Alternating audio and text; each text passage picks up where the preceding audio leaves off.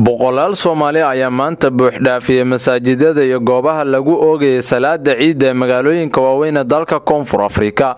Xaafadda ay Soomaalidu ku badan yihiin magaalooyinka Cape Town, Johannesburg ayaa maanta laga dareemayay samxad farxadeed oo ka bedelan maalmihii kale sida laga dheehan karo wajiyada dadweynaha Soomaaliyeed ee maanta ciidayay. waa kuwan qaar ka mid ah shacabka Soomaaliyeed ee ku dhaqan magaalada Cape Town ee dalka Koonfur Afrika oo diraya hambalyo ku aadan munaasabada ciida. السلام عليكم ورحمة الله وبركاته. الله أكبر الله أكبر الله أكبر الله أكبر كبيرا والحمد لله كثيرا.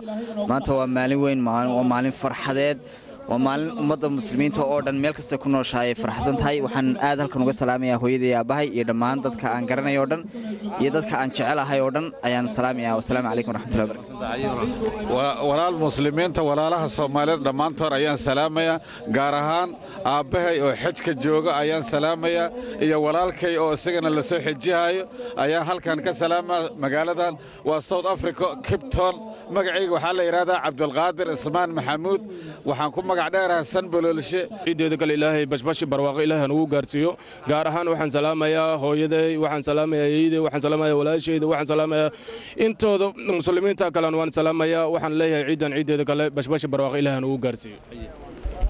الله أكبر الله أكبر الله أكبر لا إله إلا الله الله أكبر الله أكبر ولله الحمد. أنت أكذب وحن سلام يا أمضى إسلام كامل كستو أي شوكته gaarahaan waxaan salaamayaa ummadda Soomaaliyeed walaalaha aqribada hoose ah gaarahaan waxaan salaamayaa ummadda Soomaaliyeed ku nool South Africa waxaan ugu baaqayaa inay diintooda xajistaan iskana war hayaan bismillaahir rahmaanir rahiim maanta waxa weeye maalin ciid waxaan ku ciideynaa magaalada Cape Town South Africa waxaan halkan ka salaamayaa dhammaan ummadda Soomaaliyeed meexto joogaanba waxaan jeclahay inaan maanta barnaamijkan ciid aan kaga faa'iideysto ama aan si gaar ah halkan aan hambalyo ciid wanaagsan aan kaga yiraahdo tanaad Cabdiraxmaan Axmed oo ku nool magaalada Muqdisho ciid wanaagsan.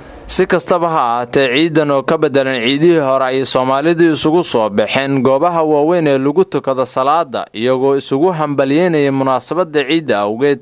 Cabdi Fataax Ali Samatar Sablaale, Somali Journal, South Africa.